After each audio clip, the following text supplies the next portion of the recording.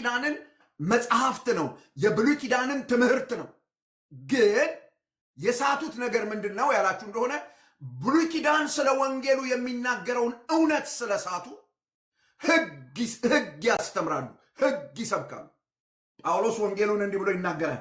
ይህ ወንጌል በስጋ ከዳዊት ዘር ስለተወለደ እንደ ቅድስና መንፈስ ግን ከሙታን መነሳት የተነሳ በኃይል የእግዚአብሔር ልጅ ሆኖ ስለተገለጠው ስለ ልጁ ነው፣ እርሱም ጌታችን ኢየሱስ ክርስቶስ ነው። የሚያድነው ወንጌል ልብ ብላችሁ ስሙ። ጳውሎስ በኋላ ላይ የማነሳው ነገር አለ። ጳውሎስ ወደ ገላትያ ቤተክርስቲያን ሲመጣ ሊያረጋግጠው የፈለገው ለነሱ የሰበከው ወንጌል ምን አይነት ወንጌል ነው ያላችሁ እንደሆነ በስጋ ከዳዊት ዘር ስለሆነው ስለ ጌታችን ስለ ኢየሱስ ክርስቶስ፣ ሰው ስለሆነው ስለ ጌታችን ስለ ኢየሱስ ክርስቶስ፣ ሰው ስለሆነው ወይም አምላክ ሰው ስለሆነው ስለ ጌታችን ስለ ኢየሱስ ክርስቶስ።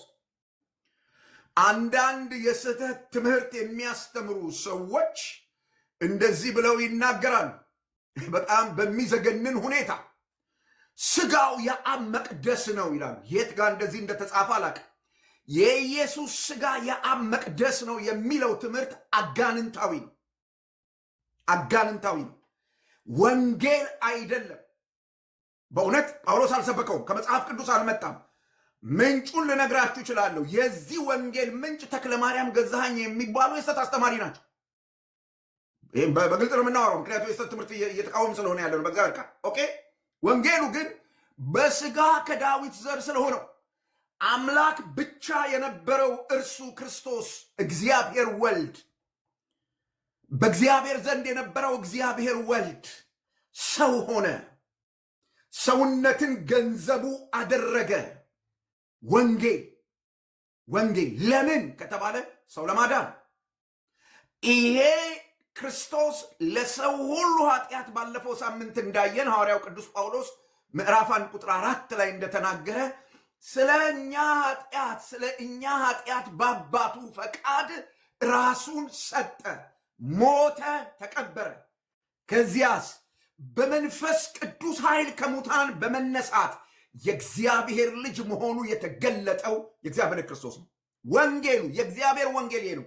እዚህ ላይ የሚጨመርም የሚቀነስም ነገር የለም። ሐዋርያው ቅዱስ ጳውሎስ ይሄንን እውነት ሐዋርያት ሥራ መጽሐፍ ምዕራፍ 13 ምዕራፍ 14 ስታነቡ እንደምታገኙ በዛ በገላትያ አካባቢ ሄዶ ይሄንን እውነት ነው የሰበካቸው። ይሄን እውነት ነው የተቀበሉት። ከጥቂት ጊዜ በኋላ ግን ሲመለስ ከዚህ እውነት ዘወር ብለው ጳውሎስ የሰበከውን ይሄንን ወንጌል የእግዚአብሔርን ወንጌል በሰው ትምህርት ቀይጠው ታገኛቸው። ስለዚህ በገላትያ አብያተ ክርስቲያናት መንፈሳዊ ሁኔታ ጳውሎስ ተደናገጠ። ሲያቸው በጣም ደነገጠ። ከጤነኛ ወንጌል ተለይተው ሲያቸው ደነገጠ። የተቀየጠ ወንጌል ተቀበለው ሲያቸው ደነገጠ። እና ሐዋርያው ቅዱስ ጳውሎስ ድንጋጤውን የገለጠው እንደዚህ በሚል ቃል ነው። ወደ ልዩ ወንጌል እንዲፈጥናችሁ እንዴት እንዳለፋችሁ እደነቃለሁ። በዚህ ዘመን ያለን ሰዎች በተለይ አገልጋዮችን እዚህ ጋር መናገር ፈልጋለሁ። በጣም አባቶቻችን ብለን የምናከብራቸው አባቶች ሁሉ የስተት ትምህርት እኛን ማስደንገጥ ካቆመ ጤና አይደለም። የስተት ትምህርት እኛን ማስደንገጥ ከቆመ ጤና አይደለም። ሐዋርያው ወንጌሉ ላይ የሆነ ነገር ተጨምሮ ሲያገኝ ደነገጠ። ኃይለኛ ድንጋጤ ነው የደነገጠው ጳውሎስ እና እንዴት ነው እሱ እንዴት ቻላችሁ ይላቸው። በምን መንገድ ምን ተገኘ ይላቸው። ምክንያቱም ይሄ ድርጊታቸው በወንጌሉ ላይ የተቀየጠ ነገር ተቀብለው አንድ ነገር በሕይወታቸው ተፈጥሮ ነው ያገኛቸው። ዝም ብለው የስተት ትምህርት ተቀብለው ምናምን አይደለም የሚያገኛቸው። ታዲያስ ከተቀበሉት ቅይጥ ወንጌል የተነሳ በዚህ ድርጊታቸው በጸጋ ከጠራቸው አምላክ ርቀው ነው ያገኛቸው። ቨሪ ሪማርከብል። የስተት ትምህርት በወንጌል ላይ የተቀየጠ ነገር ካለ በጸጋ ከጠራን በጸጋ ካዳነን አምላክ ይነጥለናል። በሌላ ቋንቋ ምን ማለት ነው? ሰው የስተት ትምህርትን እያመነ ሊድን አይችልም። 4 ነጥብ። ይሄን ያስደነገጠው ሐዋርያው የዚህን የሐዋርያው ቅዱስ ጳውሎስን ድንጋጤ ምን ያህል እንደነበረ እንደውም እንድንገነዘብ አንድ ምሳሌ ልጠቀም። አሁን ወላጆች ያለው ብዙ ወላጆች ልጆቻቸውን ይዘው ወደ ገበያ ቦታ ሞል ይባላል እዚህ አካባቢ ወደዛ ይዘው ይሄዳሉ እና ብዙ ሰው ይተራመሳል እና ብዙ ሰው በሚተራመስበት በዛ ገበያ መሃል ድንገት ልጃቸው ከእጃቸው አምልጦ ሲጠፋ እዚህኛ ሀገር በተለይ እዚህ ነው የምኖርበት ሀገር እኛ ሀገር ስላልኩ ይቅርታ እኔ እዚህ የምኖርበት ሀገር ዘመዶቼ ልጅ ጭብጥ አድርጋችሁ ነው የምትይዙት ጭብጥ እንደ ድንገት ከእጅ አምልጦ ከወጣና በህዝብ መሃል ከገባ ይጠፋል። ስለዚህ ወላጆች የዛ ልጅ ወላጆች ይሉኝታ የላቸውም፣ በአደባባይ ይጮኻሉ። የልጃቸውን ስም እየተጣሩ ልጃቸውን ፍለጋ በኃይል ይጮኻሉ። በልጃቸው ላይ የሚፈጠረው አደጋ ልጃቸው መጥፋቱ ልጃቸው ተለይቷቸው መቅረቱ በጣም ስለሚያስጨንቃቸው በኃይል ይጮኻሉ። ሐዋርያው ቅዱስ ጳውሎስ እዚህ ቦታ ላይ የጮኸው ጩኸት የዚህ አይነት ጩኸት ነው ዘመዶች፣ በጽሁፉ ያሳየን የዚህ አይነት ጩኸት ነው። ያለ ይሉኝታ ነው የሚጮሁት። ጳውሎስም ያለ ይሉኝታ ነው የጮኸው። ያለ ይሉኝታ የገላትያን ሰዎች ተሳስታችኋል ለማለት ጮክ ብሎ ነው የተናገረው። ጥፋታቸው እየታየው መሞታቸው እየታየው ወደ ገሃነም መሄዳቸው እየታየው ልክ እነዛ ወላጆች ልጃቸው ከነሱ ተነጥሎ መጥፋቱን አይተው ተረብሸው እንደሚጮሁ ሐዋርያው ቅዱስ ጳውሎስ እነዚህ ሰዎች ከእግዚአብሔር ጸጋ ተነጥለው እልም ብለው ሲጠፉ አይቶ ነው የጮኸው። ልክ በእንዲህ አይነት ስሜት ውስጥ ሆኖ ነው የጮኸው። ለምን ጳውሎስ በዚህ ልክ መደንገጥ ለምን አስፈለገው? የመጀመሪያው ምክንያት የተዛባ ወይም የተቀየጠ ወንጌል ስላልሆነ ነው። ተመልከቱ ምን ብሎ እንደሚነግራቸው። እንዳለፋችሁ እደነቃለሁ። እርሱ ግን ሌላ ወንጌል አይደለም፣ የሚያናውጧችሁ የክርስቶስንም ወንጌል ሊያጣምሙ የሚወዱ አንዳንዶች አሉ እንጂ ነው። ወንጌል አንድ ነው። እስቲ ባካችሁ እዚህ ቤት ውስጥ ወደ 390 አካባቢ ሰዎች አያለሁ። ወንጌል አንድ ነው በሉና ጻፉልኝ። ሌላ ወንጌል የለም። አንድ ነው ወንጌል። በቃ አንድ ወንጌል ነው ያለው። ስለዚህ ወንጌል ነው ተብሎ የሚነገር ሁሉ በዚህ ወንጌል ነው የሚለካው። ሐዋርያው ቅዱስ ጳውሎስ ምን ይላችኋል? ወንጌል አንድ ነው። ከዚህ ወንጌል ውጪ እዚህ ወንጌል ላይ ምናምን ከተጨመረበት ሌላ ወንጌል ይሆናል፣ አያድንም ይላል። እየሰማችሁኝ ነው? እዚህ አንዱ ወንጌል ላይ አንድ ነገር የሆነ ነገር ከተቀየጠበት ወንጌልነቱ ይቀራል እና እነዚህ ወደ ገላትያ መጥተው የነበሩ የሐሰት አስተማሪዎች ግርዘትን፣ የአይሁድን ወግ እና ሕግጋትን ክርስቶስ ኢየሱስን በማመን ላይ ጨምረው ወንጌል ነው አሏቸው ለገላትያ ሰዎች። በደንብ አድርጋችሁ ስሙኝ።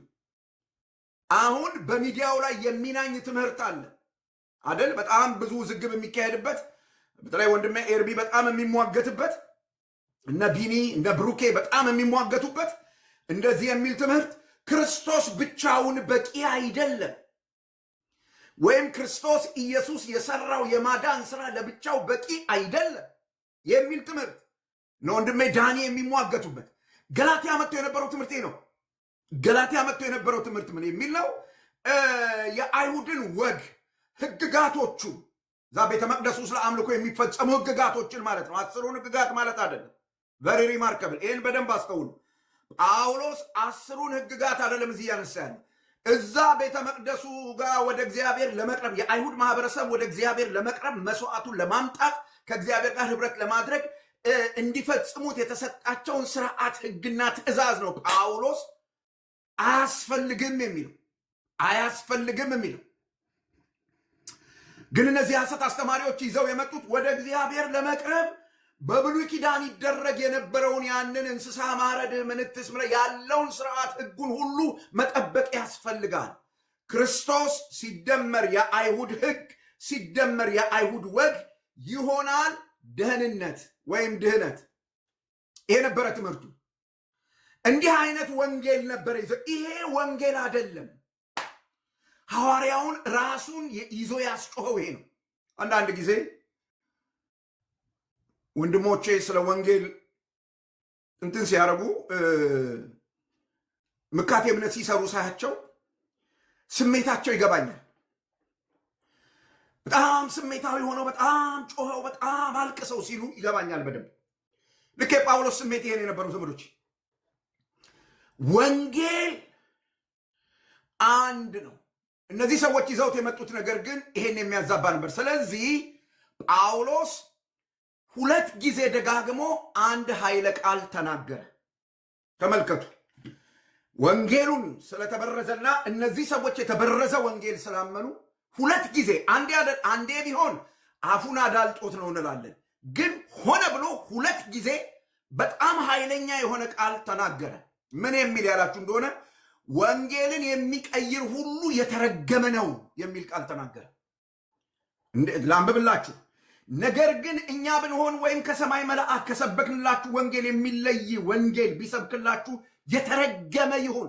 አስምሩበት። የተረገመ የሚለው ምን ማለት እንደሆነ ነግራችኋለሁ በጽል አስቀድመን እንዳልን እንዲሁ አሁን ሁለተኛ ላለው ከተቀበላችሁት የተለየውን ማንም ቢሰብክላችሁ የተረገመ ይሁን።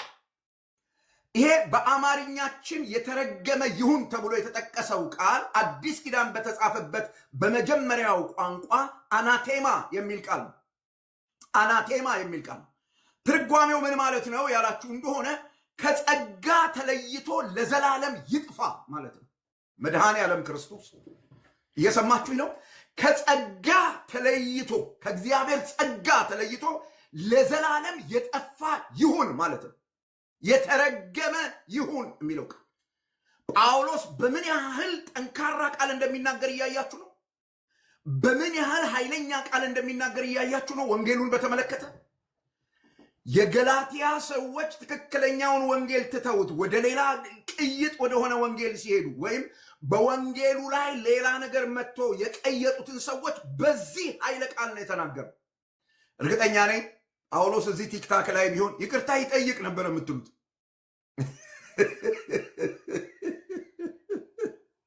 ምንም ጥያቄ የለው። ይቅርታ ይጠይቅ ምናምን ነው የምትሉት። ጳውሎስ ይቅርታ አልጠየቅም። እንዲህ አይነት ጠንካራ ቃል ነው የተናገረው። ምክንያቱ ምን ነበረ ካላችሁ፣ ምክንያቱ አንድ ነገር ነው። ለጳውሎስ የተሰበረ ድልድይ አንድን ሰው እንደማያሻግር ሁሉ ወይም አንድን ሰው ማሻገር እንደማይችል ሁሉ የተሰበረ ድልድይ አንድን ሰው ከዚህ ወደዚህ ሊያሻግር እንደማይችል ሁሉ ከሰው ስራ ጋር የተቀላቀለ ወንጌልም ኃጢአተኛውን ሊያድን አይችልም። 4 ነጥብ። ይሄ ነበር ጳውሎስን በኃይል ያናገረው። ብቸኛውን መድኃኒት የሰውን ልጅ ከዘላለም ጥፋት የሚያድን ብቸኛ መድኃኒት ወንጌል ነው። ያም ወንጌል ኢየሱስ ክርስቶስን በማመን ብቻ ይዳናል የሚለው የጳውሎስ ስብከቴ ነው። የጳውሎስ ስብከቴ በዚህ ኢየሱስ ክርስቶስን በማመን ብቻ ይዳናል በሚለው ወንጌል ላይ ምናምን ስትጨምሩበት አናቴማ ይላል ጳውሎስ። አናቴማ ይላል ጳውሎስ። አያችሁት? ጳውሎስ በዚህ ልክ ለወንጌሉ ኃይለ ቃል እስከመናገር ድረስ ያነሳሳው ነገር ምንድን ነው ያላችሁ እንደሆነ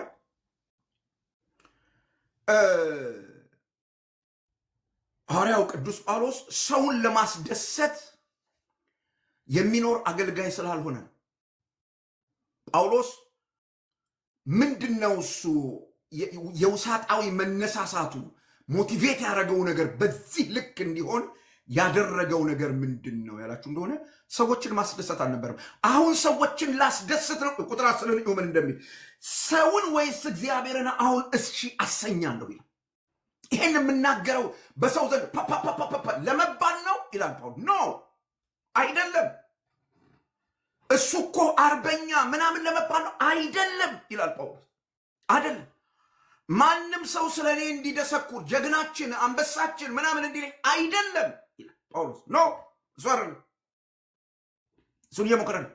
ሰውን ለማስደሰት በዚህ ልክ ሰውን ለማስደሰት የምሞክር ከሆነ የክርስቶስ ባሪያ ልሆን አልችልም። ዋው! የማን ባሪያ ልሆን አልችልም? የክርስቶስ ባሪያ ልሆን አልችልም። ስለዚህ ሐዋርያው ቅዱስ ጳውሎስ በሰው ዘንድ አድናቆት ማትረፍ አልነበረም። በዚህ ልክ የወንጌሉን ንጽሕና ለመጠበቅ በሐዋርያዊ ስልጣኑ እንዲህ አይነት ጠንካራ ቃል ለመናገር ያነሳሳው ነገር ጨካኝ ሰውም ስለነበረ አይደለም። ጨካኝ ለሰዎች የማይራራ ሰው ስለነበረም አይደለም። ጳውሎስ ከጳውሎስ በላይ ላሳ። ግን ጳውሎስ ይህንን ያደረገበት ምክንያት ምንድን ነው ካላችሁ፣ የጳውሎስ በዚህ ልክ ለመናገር የመነሳሳቱ ምክንያት ለወንጌል ያለው ታማኝነት ነው። ደግሜ እናገራለሁ፣ ለወንጌል ያለው ታማኝነት ነው። ሰው ሁሉ ጥሎት ቢሄድ፣ ሰው ሁሉ ከእሱ ጋር ቲፎዞ ባይሆን፣ ሰው ሁሉ ስለ እሱ ጥሩ ባይናገር፣ ሰው ሁሉ በተሳሳተ መንገድ ቢረዳው፣ ሰው ሁሉ ፓፓፓፓፓ ባይለው፣ ጳውሎስ ለወንጌል ያለውን ታማኝነት መጣል አይፈልግም። ስለዚህ ለወንጌሉ ጥብቅና ሲቆም በልኩ ነው የሚቆመው። ወንጌሉ በሚጠይቀው ልክ ነው የሚቆመው። ለዚህ ነበረ የዚህ አይነት ኃይለ ቃል የተናገረው። ሁለተኛው ምክንያቱ የገላትያን አማኞች ከገቡበት ጥፋት፣ ከገቡበት ጨለማ እየሄዱበት ከብርሃን ወጥተው ወደ ጨለማ አንዳንድ ሰዎች ይጋብዙናል ወደ ብርሃኑ ብለው፣ ወደ የትኛው ብርሃን እንደሚጋብዙን አላውቅም። ግን እንደሱም አንዳንድ ሰዎች ይህን ግብዣ ተቀብለው ሄደዋል አይደል? ይህን ግብዣ ተቀብለው ሄደዋል። እና ሐዋርያው ቅዱስ ጳውሎስ የገላትያ ሰዎችም እንዲህ ያለ ግብዣ ተቀብለው እየሄዱ ያሉ ሰዎችን ኖ ኖ ኖ ኖ ኖ ጨለማ ነው፣ ጥፋት ነው፣ ከዚህ ጥፋት እንዲድኑ፣ ደንግጠው እንዲያስቡ፣ ጥያቄ እንዲጠይቁ፣ እንዲመለሱ፣ የቀደመውን እውነት እንዲያስተውሉ ከዛ የመነጨ ነው የጳውሎስ ተግሳጽ። ስለዚህ ከዚህ ከጳውሎስ ነገር ዛሬ ያለን የወንጌል አገልጋዮች ልንማረው የሚገባ ትልቅ ጉዳይ አለ። የመጀመሪያው ነገር የሰው አስተያየት የምንፈልግ ሰዎች መሆን የለብንም። የሰው አስተያየት የሚያነሳን የሚጥለን ሰዎች መሆን የለብንም። በሕይወቴ ዘመን እግዚአብሔርን ከማመሰግንበት ነገር መካከል ሰዎች ሲሰድቡኝም መልስ ለመስጠት ጊዜ የለኝም። ሰዎች ሲያደንቁኝም ለሙቀት ጊዜ የለኝም። ማንም ሰው የኔ ታርጌት አይደለም። ማንም ሰው የኔ ቲፎዞ ይሁና የኔ ጉዳይ አይደለም። ወንድሞቼ እናቶች፣ ለአንድ ነገር ግን እግዚአብሔር በረዳኝ ዘመን ሁሉ መኖር እፈልጋለሁ። ህሊናዬ የተቀበለውን የወንጌል እውነት ኖሬ በሞት እፈልጋለሁ። ሐዋርያው ቅዱስ ጳውሎስ ይህን ስላደረገ ዛሬ ላለን አገልጋዮች በቃ ይሄ ነው ሊኖረን የሚገባ እውነት። የወንጌል አገልጋዮች፣ የወንጌል አማኞች በሰው ፊት ስዕላችንን ማሳመር አይደለም። ጳውሎስ በሰው ፊት ኢሜጁን ለማስተካከል የተመረጠ አማርኛ ለስላሳ ቋንቋ ከመናገር ይልቅ የተረገመ ይሁን ይላል። ጮሁ። አይገርማችሁ? ጮሁ። በወንጌል ላይ የሚሸቅጥ የተረገመ ይሁን። ሰዎች እኮ ጥርሳቸው እስኪንገጫገጭ ይቆጣሉ። ሰዎች እኮ ታውቃላችሁ፣ አንብሎክ ያረጉታል፣ አንፎሎ ያረጉታል፣ ብሎክ ያረጉታል። እና በቃ ምን ችግር አለው? ምን ችግር አለው? ምን ማለት ነው? እንደ ወንጌል አገልጋይ ለወንጌል ታማኝ መሆን ያላችሁኝ ወይ ቲክቶክ ደግሞ እንደው ያስፈራራኛል። ሁል ቀን የሆነ ፐዝል እያመጣሽ ዘመዶቼ፣ በዚህ ዘመን ላይ ያለን አገልጋዮች ትኩረታችን ሰው ሳይሆን ሰው የሚሰማውን ለመናገር፣ ሰው መስማት የሚፈልገውን ነገር ለማውራት ሳይሆን ለወንጌል ታማኞች ልንሆን ይገባል። የአገልግሎታችን ዓላማ ሊሆን የሚገባው ታዋቂነትና ተወዳጅነትን ማትረፍ መሆን የለበትም በጭራሽ። ታዲያ ምንድን ነው መሆን ያለበት ካላችሁ፣ እንደ ጳውሎስ ለእውነት መታዘዝ፣ ለእውነት መታዘዝ፣ ለእውነት መኖር። ይሄ ሲሆን ብቻ ሰዎች ቢያመሰግኑን ቢቃወምን ብዙ አይረብሻንም። ለዚህ ነው ሐዋርያው ቅዱስ ጳውሎስ የገላትያ ሰዎች ስለሚሰጡት ምላሽ ብዙ አልተጨነቀም። ብዙ አላሳሰበው። ማንን እንዳስደስት ትፈልጋላችሁ? ጎሽ ጎሽ ጥሩ ነው ምናምን እያልኩኝ በሚያባብል ቃል እናንተን ላስደስት ኖ አላረገውም ይላቸው። እናንተን ማስደስት ከሆነ የክርስቶስ ባሪያ መሆኔ በቃ ያከትምለታል። እግዚአብሔርን አሳዝኜ ህሊናዬ እያወቀ በቃ ፖለቲካሊ ኮሬክት ለመሆን ብዬ ትክክል ለመሆን ብዬ በሰው ዘንድ ተቀባይነት ለማግኘት ብዬ የተረገመ ይሁን ከሚለው ቃል በታች በመናገር መሆን ከሆነ ይላል ጳውሎስ የክርስቶስ ባሪያ ልሆን አልችልም። ወንድሞች እናቶች፣ የወንጌሉን እውነት ለማስጠበቅ መናገር ያለብንን እውነት በልኩ መናገር መቻል አለብን። ይሄን ከየት አመጣችሁት ካላችሁን ይኸው ከአባቶች ሐዋርያዊ ቅብብሎሽ ይሄ ነው ወንድሜ። ሁለተኛው ሐዋርያው ቅዱስ ጳውሎስ በዚህ ያነሳው ነገር ጳውሎስ እነዚህን ሰዎች ገስጾ ሲያበቃ በእነዚህ ሰዎች የተሰማውን የድንጋጤ ስሜት ሁሉ ከገለጠ በኋላ ሁለተኛውን ነገር ያነሳል። በዚህ ልክ የሚናገርለትን ወንጌል እርሱ የሰበከውን ወንጌል ኢየሱስ ክርስቶስ ገለጠለት እንጂ በሰው የተፈጠረ አይደለም። ባካችሁን ወንጌል በሰው አልተፈጠረም በሉና ጻፉልኝ። ወንጌል በሰው አልተፈጠረም። ወንጌልን ማንም ሰው ክሬኤት ሊያደርገው አይችልም። የትኛውም የሃይማኖት መሪ ተመልከቱ። ሐዋርያው ቅዱስ ጳውሎስ ቁጥር 11 ምን እንደሚል ወንድሞች ሆይ በእኔ የተሰበከ ወንጌል ከሞን በእኔ የተሰበከ ወንጌል እንደ ሰው እንዳይደለ አስታውቃችኋለሁ። በእኔ የተሰበከ ወንጌል ሰዎች እንደፈጠሩት አይነት ወንጌል አይደለም ይላል ጳውሎስ። ሰዎች የፈጠሩት ወንጌል ምን አይነት ነው? ኢየሱስ ክርስቶስን ማመን ሲደመር የሰው ሥራ ሲደመር መገረዝ ሲደመር ወግ መጠበቅ ይሆናል ድህነት የሚል የሰው ወንጌል፣ በሰው የተሰራ ወንጌል። ሐዋርያው ቅዱስ ጳውሎስ እኔ ጋር ያለው ወንጌል ባካቸው ወንድሜ ዳጊና ያዋለው ኤርሚያ ወይም ቢኒ አስገቡት። ምን ብሎ ይናገራል ጳውሎስ? በእኔ የተሰበከው ወንጌል ምንጩ ሰው አይደለም ይላል። እንደ ሰው በጭራሽ አይደለም። እርዝናት ይላል። ያው እግዚአብሔር ቃል ነው የሚናገር። ተመልከቱ እንደሚል ወንድሞች ሆይ በእኔ የተሰበከ ወንጌል እንደ ሰው አይደለም። የሰው ወንጌል የሚለው ጳውሎስ የትኛውን ነው? የአይሁድ ወግ፣ ልብ በሉ፣ የአይሁድ ወግ የግርዘትን መቀበል ምናምን ብቻ የሰው ስራ ምናምን የታከለበት ወንጌል፣ ኢየሱስ ክርስቶስን ብቻ ማመን በቂ አይደለም የሚለው ወንጌል። ለድህነት ኢየሱስ ክርስቶስን ማመን ብቻ በቂ ነው ብላችሁ የምታምኑ ሰዎች አላችሁ። ኢየሱስ በቂ ነው በሉና ጻፉ።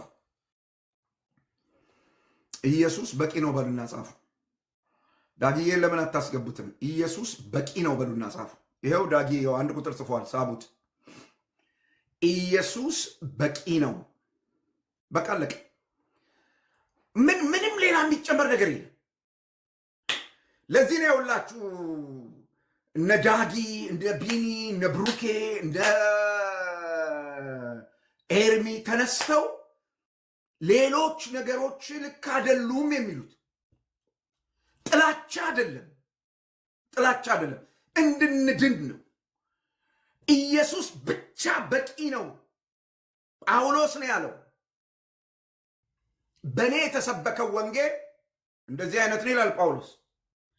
በእኔ የተሰበከው ወንጌል ኢየሱስ ክርስቶስ የገለጠልኝ ነው። ማንም ሰው ክሬት ያደረገው አይደለም። ማንም ሰው የቀመረው የፈጠረው አይደለም። አንዳንድ ወገኖች ይህን ስንነግራቸው ይቸገራሉ። ጳውሎስ የተቀበለው ከሰው የተቀበለው ወንጌል ሳይሆን ያለው ከክርስቶስ ኢየሱስ በመገለጥ ያገኘው ራሱ ክርስቶስ የገለጠለት ወንጌል እንደሆነ በጣም አጠንክሮት። ለምንድን ነው ጳውሎስ ይህንን መናገር ያስፈልገው? ይሄ ቁልፍ ጥያቄ ነው። ለምንድን ነው ጳውሎስ ይህንን ነገር ማውራት ያስፈለገው ያላችሁ እንደሆነ የጳውሎስ መልእክት እርሱ የፈለሰፈው እርሱ የፈጠረው ከሆነ እውነት ሊሆን አይችልም። ልበሉ ጳውሎስ ሐዋርያ ነው። አንዳንድ ሰዎች የቤተ ክርስቲያን አባቶች ከ100 እስከ 400 ያሉት ምን ብለዋል የምትሉ ሰዎች ስሙ። ጳውሎስ ሐዋርያ ነው። ጳውሎስ የፈለሰፈው ወንጌል ካለ ትክክል አይደለም።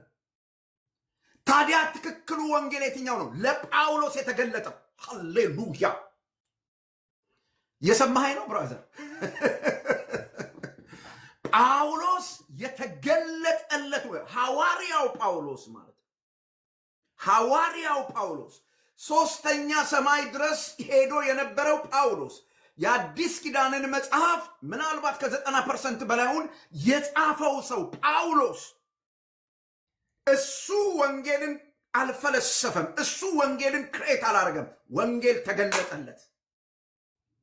የተገለጠው ወንጌል ደግሞ ምንም ነገር ሊጨመርበት አይችልም። እና ጳውሎስ ይህንን የተናገረበት ምክንያት እሱ የፈለሰፈው ወንጌል እውነት ስለማይሆን፣ ነገር ግን በአንጻሩ ክርስቶስ ወንጌልን ከገለጠለት ግን የጳውሎስ መልእክት ምንጩ ጳውሎስ ሳይሆን ራሱ ክርስቶስ ስለሆነ ለዚህ ወንጌል መታዘዝ ግድ ነው። አማራጭ የለውም።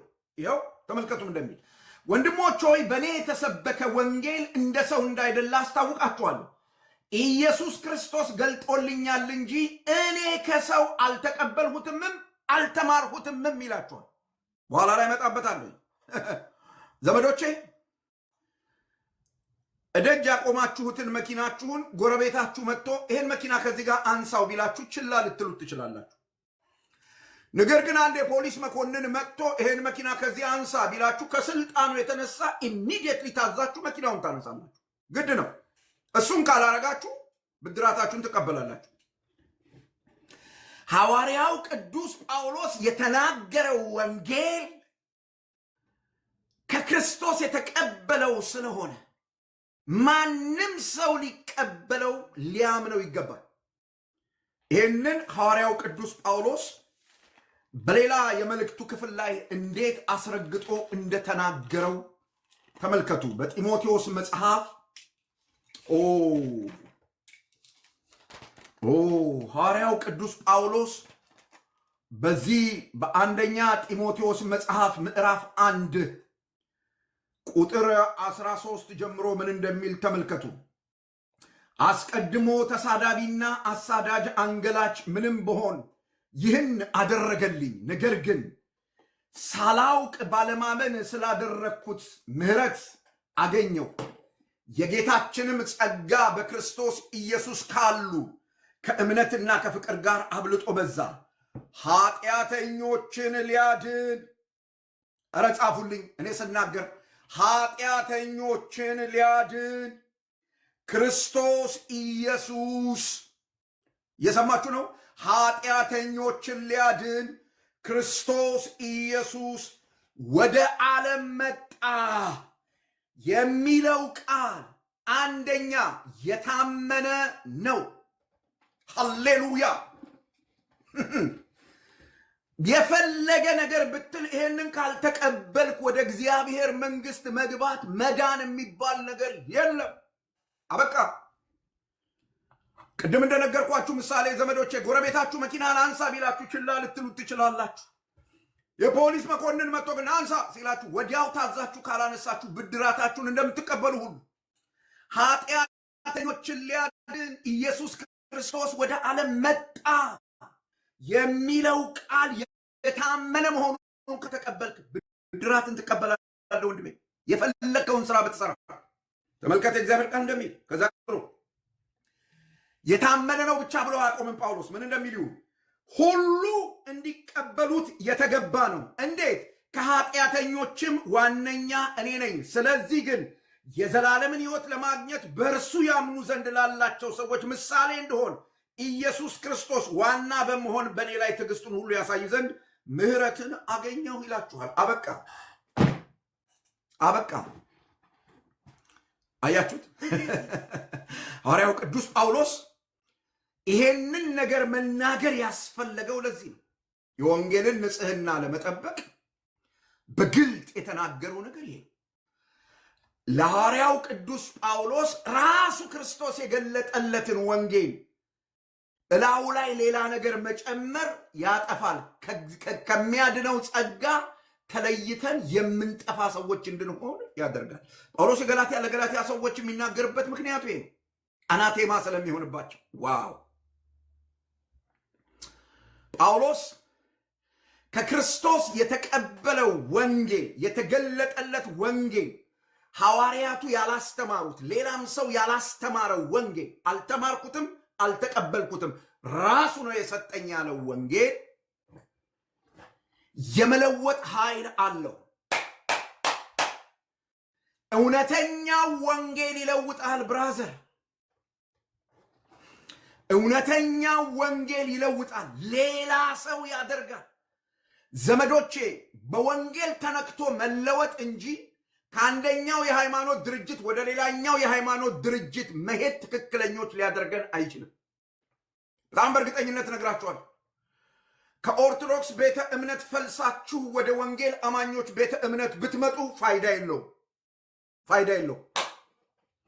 ከፕሮቴስታንት ቤተ እምነት ፈልሳችሁ ወደ ኦርቶዶክስ ቤተ እምነት ብትሄዱ ፋይዳ የለውም። ቤተ እምነቶቹ በራሳቸው ሊያድኑ አይችሉም። መድኃኒት ማን ነው ካልክ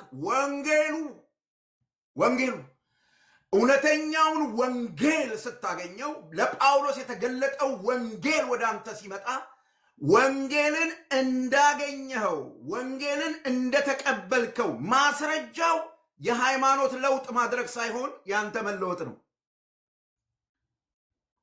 ለጳውሎስ የተገለጠው ወንጌል ይለውጣል። በወንጌል የተለወጠ ሰው እዚህ ቤት ካለ እስቲ እንዲህ ብሎ ይናገር። የስ ዋ ቲጂ እግዚአብሔር ይባርክሽ። ተከተሏት እስቲ ተከተሏት ባካችሁ። ወንጌል ምን ያደርጋል? ይለውጣል። ወንጌል ይለውጣል። ይሄው ሐዋርያው ቅዱስ ጳውሎስ ይሄንን ያረጋግጣል። ተመልከቱ ቁጥር 13 ጀምሮ ምን እንደሚል በአይሁድ ስርዓት በፊት እንዴት እንደኖሩ ሐዋርያው ቅዱስ ጳውሎስ የተገለጠለት ወንጌል የመለወጥ ኃይልና አቅም እንዳለው ማስረጃ አድርጎ የሚያቀርበው የራሱን የህይወት ታሪክ ነው። እንትናን ለወጠ አይደለም የሚለው ሐዋርያው ቅዱስ ጳውሎስ የራሱን ታሪክ ያነሳላቸዋል። በቀደመው ማንነቱ የቤተ ክርስቲያን አሳዳጅ፣ በአይሁድ እምነትና ስርዓት ያለ ነቀፋ የኖረ አይገርምም?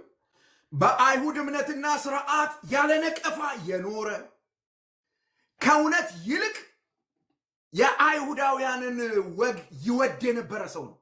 አሁን አንዳንድ ወገኖቻችን በቃ ለወግ ብለው ወንጌሉን እንዴት ሊገፉት እንደሚሞክሩ ሳይ ያሳዝኑኛል። ጳውሎስ ነው የሚታይ፣ እሱ በአፉ ነው የሚናገረው። እና የገላትያን ሰዎች ምን ይላቸዋል? ስለ እኔ ሰምታችኋል፣ ታውቃላችሁ የኔን ታሪክ። ይሄ ወንጌል እኔን ከማግኘቱ በፊት፣ ይሄ ወንጌል ወደ እኔ ከመምጣቱ በፊት፣ በወንጌል ከማመኔ በፊት የነበረኝን ማንነት ላስታውሳችሁ የሰማችሁትን ይላቸዋል። የቤተ ክርስቲያን አሳዳጅ ነበር። ማን ነበረች? ጳውሎስ ያሳድዳት የነበረችው ቤተ ክርስቲያን። አንዳንድ ሰዎች ሐዋርያት የተከሏት ምናምን ይሉናል። ጳውሎስ ያሳደዳትን ቤተ ክርስቲያን እስቲ እንያት ትንሽ ሮጥ ብለን። ጳውሎስ ያሳደዳት ቤተ ክርስቲያን መሰረቷ ያለው ሐዋርያት ሥራ ምዕራፍ 2 ነው። መንፈስ ቅዱስ ወረደ፣ በመንፈስ ቅዱስ ተሞሉ፣ በአዲስ ቋንቋ ተናገሩ፣ ወይም በመንፈስ ቅዱስ ኃይል ተጠመቁ፣ በአዲስ ቋንቋ ተናገሩ። ከኢየሩሳሌም ጀምረው የወንጌል ስብከት ቀጠሉ። እነማን? 120 ሰዎች። እነዚህ 120 ሰዎች መካከል ሐዋርያት ሥራ ምዕራፍ 1 ቁጥር 14 ጌታችን ኢየሱስ ክርስቶስን ጸንሳ የወለደች ቅድስት ማርያም እዛ ውስጥ አለች። ድንግል የነበረችው ቅድስት እዛ ውስጥ አለች። ይገርማል። አብራቸው ትጸልይ ነበር ይላል። አይገርምም? አልሰገዱላትም። እዛ በአካል መካከላቸው ተገኝታ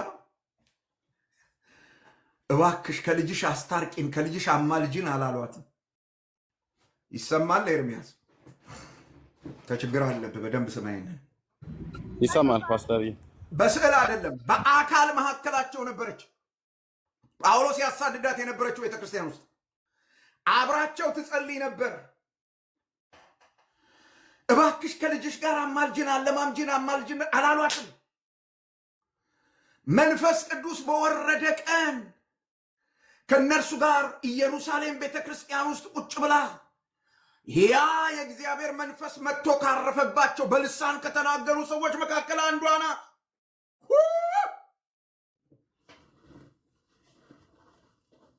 አንዳንድ ሰዎች ወፈፍ ያደርጋቸዋል። በጣም ይገርመኛል። በልሳን ንግግር የተጀመረው አሱዛ ነው ይላሉ። መጽሐፍ ቅዱስ አንብቡ ባካችሁ ስለ መድኃኒዓለም። ሐዋርያው ቅዱስ ጳውሎስ ቤተ ክርስቲያንን አሳድድ ነበር። እችን ቤተ ክርስቲያን ለማን ብለህ ነበር የምታሳድዳት?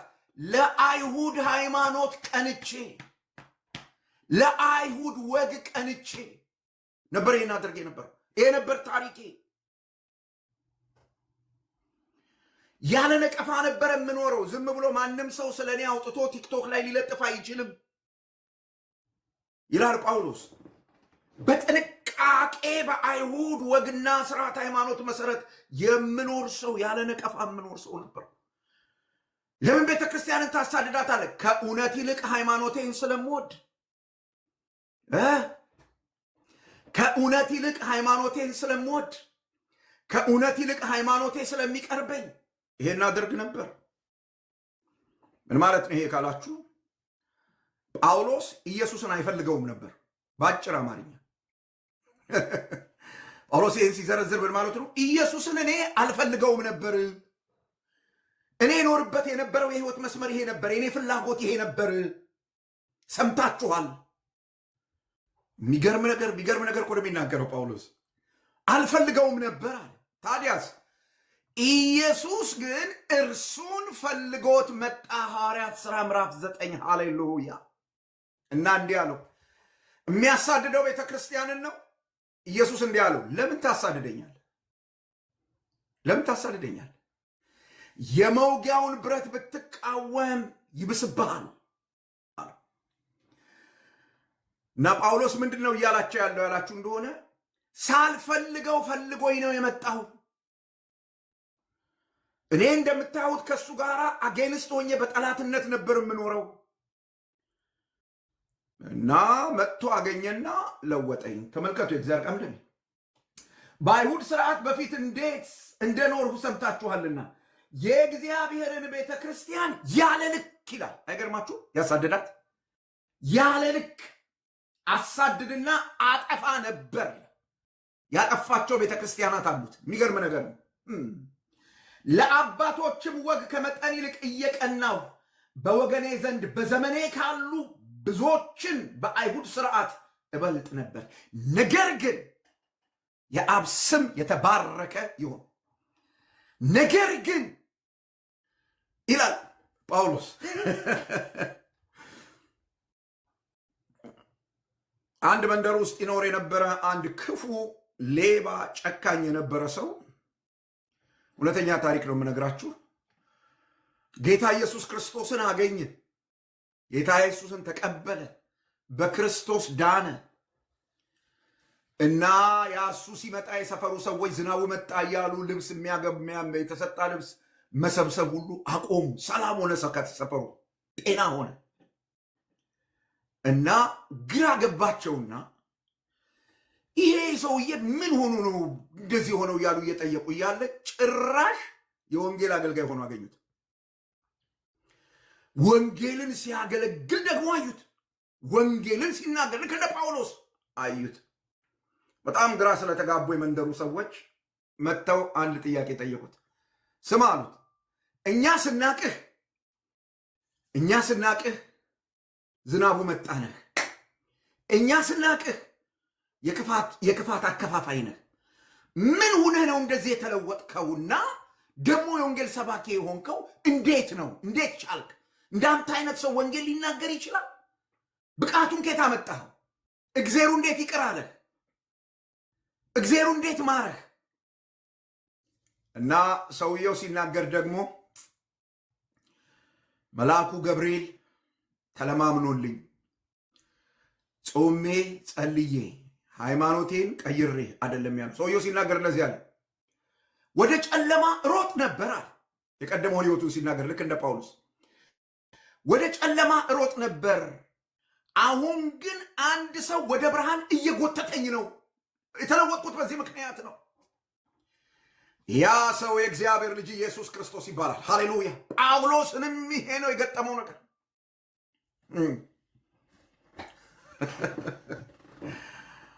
አንድ ሰው ወደ ጨለማ ሮጥ ነበር፣ ወደ ጨለማ ይሄድ ነበር እና አንድ ሰው ወደ ብርሃን እየጎተተኝ ነው። በየቀኑ የተለወጥኩት ለዚህ ነው። በየቀኑ ወዴት? ወደ ብርሃን። የጳውሎስ ምስክርነትም እንዲሁ አይነት ነው ዘመዶች። ወንጌል የማይለውጠው ከባድ የሚባል ኃጢአተኛ የለም።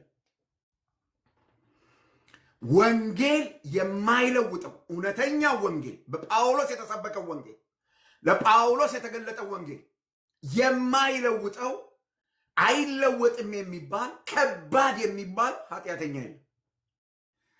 እግረ መንገዴን አንድ ነገር ልናገር።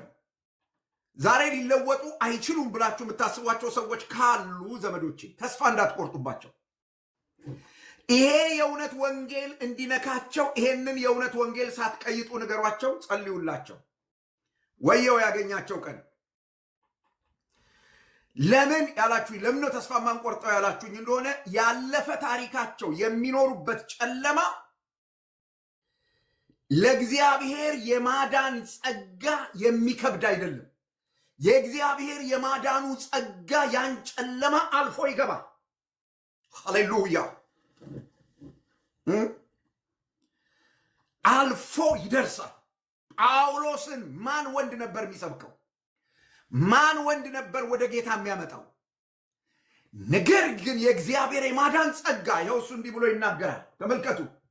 ነገር ግን በእናቴ ማኅፀን ሳለሁ የለየኝ በጸጋው። አቤት አቤት አቤት አቤት አቤት አቤት! በጸጋው ልብ አድርግ። ጳውሎስ የሚያድነውን ጸጋ ተጠምቆ አይደለም የሚያገኘው። ያው ቅዱስ ቃሉን በደንብ ይሁ። ጳውሎስ የሚያድነውን ጸጋ የጌታ እራት በልቶ አይደለም የሚያገኘው። ቤተ ክርስቲያንን እያሳደዳት እያለ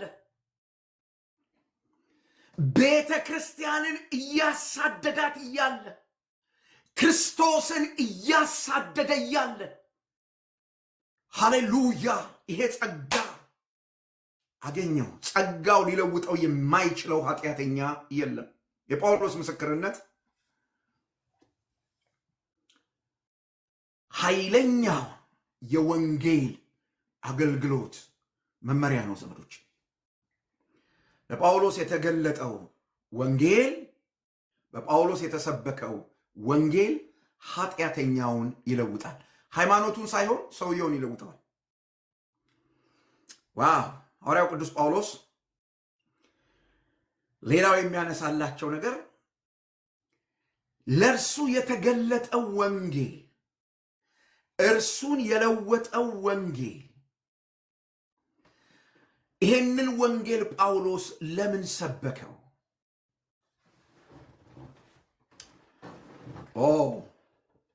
ልብ በሉ። ሐዋርያው ቅዱስ ጳውሎስ ከዘላለም ዘመን ጀምሮ እግዚአብሔር በሕይወቱ የያዘው ፕሮግራም ነበር። ቁጥር 15 እና 16ን ተመልከቱ። ደግሜ ላንብብ። ነገር ግን በእናቴ ማኅፀን ሳለሁ የለየኝ በጸጋውም የጠራኝ እግዚአብሔር በአሕዛብ መካከል ስለ እርሱ ወንጌልን እሰብክ ዘንድ ይላል። እግዚአብሔር በጳውሎስ ሕይወት ውስጥ የያዘው ዘላለማዊ አጀንዳ ለአሕዛብ ወንጌልን እንዲሰብክ ነው። ጳውሎስ ሃይማኖተኛ በነበረ ጊዜ፣ ወንጌል ባልነካው ጊዜ፣ እዚያ ጨለማ ውስጥ በሚኖር ጊዜ የተፈጠረበትን ዓላማ አያውቀውም ነበር። ለምን ወደዚህ ምድር እንደመጣ አይገባውም፣ አያውቅም ነበር። ለምን ወደዚህ ምድር እንደመጡ በወንጌል አማካኝነት ብርሃን ያገኙ ሰዎችን ያሳድድ ነበር። ሊሰብከው የሚገባውን ወንጌል ይቃወም ነበር። እግዚአብሔር ግን ለአሕዛብ ወንጌል እንዲሰብክ ከዘላለም ዘመን በፊት ጳውሎስ ከመወለዱ ከመፈጠሩ በፊት እግዚአብሔር ፕሮግራም አድርጓል። ወንድሜ ወንጌል ሲያገኝህ ህይወትህ ዓላማ ይኖረዋል። በዚህ ምድር ላይ ለምን እንደምትኖር አንተ ታውቃል። በቅርብ ቀን አንድ ወዳጄ ሁርለታ ነው፣ ሩቅ አይደለም፣ አንድ ነገር ነገረኝ። አንድ ወጣት ልጅ እዚህ እኛ የምንኖርበት አገር አሁን ታውቃላችሁ፣ እግረ መንገዱ እንደ ማስታወቂያ የሚሆናችኋል። ኤአይ የሚባል ይሄ አርቲፊሻል ኢንተለጀንስ የሚባል ቴክኖሎጂ አሁን ሚዲያውን ሁሉ ወሮታል። መዝሙሮች ሁሉ በእሱ አማካኝነት ወደ ሌላ ቋንቋ እየተለወጡ እየተለቀቁ ነው። እና ልጁ በቃ ቻት ጂቢቲ ላይ ገባና ምድር ላይ መኖር አስጠላኝ፣ ሰለቸኝ፣ ፍረስትሬት አድርጌያለሁ አለው። ከዛ ያ ቻት ጂቢቲ ያወራው ጀመር፣ ኤአዩ ምክር ይሰጠው ጀመር። እዴ ምን አስጨነቀህ? እዚህ ምድር ላይ ሌላ ዓለም አለ እኮ ለምን አትሄድም አለው። ለ2 ሰዓት ዲስከስ አደረገ ከእንትኑ ጋር ከኤአዩ ጋር። እግረ መንገዳችሁን የማታውቁትን ይህንን ቴክኖሎጂ እንትን የምትሉ ሰዎች ጂኒ እንዳይጫወትባቸው ጠንቀቁ። ለ2 ሰዓት ካወራ በኋላ እንዴት ራሱን እንደሚያጠፋ ሲያማክረው ቆየና አርገው ቶሎ በል አሁን ሲለው ልጁ ራሱን በጥይት ጓርጎ ሞተ። ያኛውን ዓለም ብሎ አጓግቶት ያለ ክርስቶስ ብራዘር፣ ያለ ክርስቶስ ያኛው ዓለም ሲኦል ነው፣ ገሃነም ነው፣ ጥፋት ነው። ለምንድን ነው ይሄ ልጅ እንደዚህ የሆነው ካልከኝ እዚህ ምድር ላይ የሚኖርለትን ጉዳይ አያውቀውም ነበር። ጳውሎስም ልክ እንደዚህ ነበር። እዚህ ምድር ላይ የሚኖርለትን ነገር አያውቀውም ነበር። ላልተፈጠረለት ዓላማ ይኖር ነበር። ላልተፈጠረለት አጀንዳ ይኖር ነበረ። ወንድሜና እህቴ ለምን እየኖራችሁ ነው? ዛሬ ለምን እየኖራችሁ ነው? ወንጌል ሕይወታችሁን ካልነካው በስተቀር ሕይወታችሁ ፐርፐዝ አይኖረውም፣ ዓላማ አይኖረውም። ዝም ብላችሁ መድከም ነው የሚሆነው። ሐዋርያው ቅዱስ ጳውሎስ የወንጌል ሰባኪ ለመሆን የተጠራው ከዘላለም በእግዚአብሔር ነው። ስለዚህ ለምን ነው ጳውሎስ የሰበከው ያላችሁ እንደሆነ የወንጌል ስብከት ጥሪ የጳውሎስ ምርጫ ሳይሆን የእግዚአብሔር ሉዓላዊ ሥራ ስለሆነ ነው።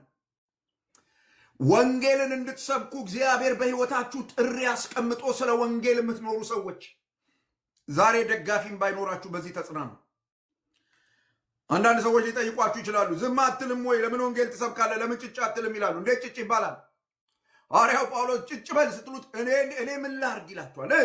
ከዘላለም ዘመን በፊት ለዚህ ጉዳይ ያቀደኝ፣ ለዚህ ዲዛይን ያደረገኝ፣ ለዚህ የቀረጸኝ ይሄንን የህይወቴ ፕሮግራም ይሄ ነው። ዘመዶቼ አንዳንድ ኮምፒውተሮች የራሳቸው ፕሮግራም አላቸው፣ ሌላ ነገር አይቀበሉም። ያድናል የአብ ልጅ ለወንጌል ሰባኪነት እግዚአብሔር ከዘላለም ዘመን በፊት ፕሮግራም ያደረጋቸው ሰዎች ከወንጌል ውጭ ሌላ ነገር ሊሆኑ አይችሉም። ፖለቲከኛ ልታረጓቸው አትችሉ፣ ነጋዴ ልታረጓቸው አትችሉ፣ ምንም ልታረጓቸው አትችሉም። አይሆኑም። እንሆንም ቢሉ አይሆንም። አንዳንድ ሰዎች ካላችሁ ምናልባት በቃ በወንጌል ምክንያት ብዙ ነገር ስለደረሰባችሁ ፍረስትሬት አድርጋችሁ እንትን ብሞክር የምትሉ ህይወት በሙከራ አይደለም። በህይወታችሁ የተቀመጠ የወንጌል ጥሪ የእግዚአብሔር ሉዓላዊ ሥራ ነው፣ የእናንተ ምርጫ አይደለም። ጳውሎስ ለወንጌል መጠራቱን በተመለከተ ስለ እግዚአብሔር ሉዓላዊ አሰራር እንዲህ ብሎ ይናገራል። ከመወለዴ በፊት በእናቴ ማኅፀን ሳለሁ ይላል። እግዚአብሔር ለራሱ ወንጌል ለአገልግሎት ለየኝ። ክብር ለኢየሱስ ይሁን። ለሰው ወንጌል አልተለየም ጳውሎስ። ታዲያ ለእግዚአብሔር ወንጌል የት? በእናቱ ማኅፀን ሳለ። እንዴት? በጸጋው። ጳውሎስ ብቁ ነበር ለወንጌል አገልግሎት? አልነበረም። ብቁ ናቸው፣ 4 አይን ናቸው፣ 6 አይን ናቸው የሚባል ነገር የለም ብራዘር። የእግዚአብሔርን እውነት የምንናገረው የእግዚአብሔርን እውነት የምናስተምረው ስፔሻል ሰዎች ስለሆንን ሳይሆን ከጸጋው የተነሳ ከጸጋው የተነሳ ነው። ራሳችሁን በቃ የሆነ መግነጢሳዊ ኃይል እንዳለው ሰው የምታስቡ አገልጋዮች ካላችሁ ረገብ በሉ ዘመዶች። የተቀባውን እግዚአብሔር ሰው መሆነው ጎድ ምናምን የምትሉ ሰዎች መሬት እርገጡ። ዩ አር ናት ስፔሻል። እያስተማርክ ከሆነ ከጸጋው የተነሳ፣ ወንጌል እየሰበክ ከሆነ ከጸጋው የተነሳ፣ በጸጋው ለየኝ ይላል። በጸጋው ለየኝ። የእግዚአብሔር ጸጋ ሲለይህ ስለ ክርስቶስ ወንጌል እንድትሰብክ ነው የሚለይህ፣ ለሌላ ጉዳይ ለየህ። በጸጋው ጠራኝ ይላል። ጥሪ የእግዚአብሔር የጸጋው ውጤት ነው። እናስ ልጁን በእኔ ሁኔታ ሊገልጥ ወደደ ይላል። እግዚአብሔር ይህንን መረዳት ይስጠን ዘመዶች። ይሄ ሁሉ የሆነው መቼ ነው ካላችሁ ጳውሎስ ከወንጌል ጋር ሲገናኝ የገባው የበራለት ብርሃን አይገርማችሁም? ከዳነ በኋላ በክርስቶስ ኢየሱስ በወንጌል አምኖ ከዳነ በኋላ ምንድነው እሱ የሚያስለፈልፈኝ ብሎ ሲፈትሽ አገኘው። ምንድነው እሱ ኢየሱስ የሚያስብለኝ? ያለ ክርስቶስ መዳን የለም የሚያስብለኝ፣ አንደኛ ጉዞ ሁለተኛ ጉዞ እያለ የሚያሯሩጠኝ ነገር ምንድነው? እሱ ዝና ፍለጋ፣ ክብር ፍለጋ፣ የተቀባ ሰው መባል፣ ስልጣን ምንድነው እሱ ብሎ ጳውሎስ ሲፈልግ አገኘው። ከዘላለም ዘመን በፊት ሉዓላዊው እግዚአብሔር፣ ማንም የማያዘው እግዚአብሔር፣ በፈቃዱ ምክር ሁሉን የሚሰራ እግዚአብሔር ሰዎች መዓት ጉድፍ ሊያወጡለት የሚችሉትን ጳውሎስን፣ መዓት እንከን ሊያወጡለት የሚችሉትን ጳውሎስን ለእኔ ወንጌል አለ እግዚአብሔር፣ የኔን ወንጌል እንዲሰብክ ልጄን በሱ ሁኔታ ለመግለጥ ምክንያት ጸጋው። አረ ጸጋው በሉኝ። አቤት አቤት አቤት አቤት አቤት አቤት! የእግዚአብሔር ጸጋ ጸጋው ጳውሎስ ነው የሚለው። አየው ወንጌል፣ የእግዚአብሔር ወንጌል ሲያገኝህ እዚህ ምድር ላይ የመጣህበትን እግዚአብሔር ከዘላለም ዘመን በፊት በአንተ ህይወት ውስጥ ሊያደርገው ፕሮግራም ያደረገውን ነገር ታገኛለህ። ስለዚህ ትለወጣለህ።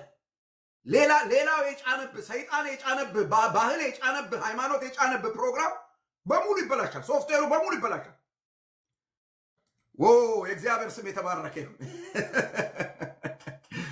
የሚገርም ነገር ነው ይሄ የጳውሎስ ለውጥ፣ ይሄ የጳውሎስ ጥሪ ምንድን ነው የሚያረጋግጥልን ያላችሁኝ እንደሆነ የወንጌል ሰባኪነት እኛ ስለመረጥ ነው ሳይሆን በመለኮታዊ ተነሳሽነት የሚደረግ ነው። በጳውሎስ ህይወት ውስጥ የሆነው ነገር ነው። ጳውሎስ የነገረኝ ነው።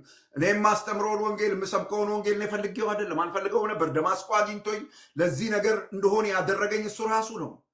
ኢኒሼቲቭን የሚወስደው ራሱ እግዚአብሔር ነው። በጸጋው የጠራኝ፣ በእናቴ ማፀን የለየኝ፣ ልጁን በእኔ ሁኔታ ሊገልጥ የወደደው እርሱ ነው። ኢኒሼቲቭን የሚወስደው እሱ ነው። አይ አም ናት ስፔሻል። በጸጋው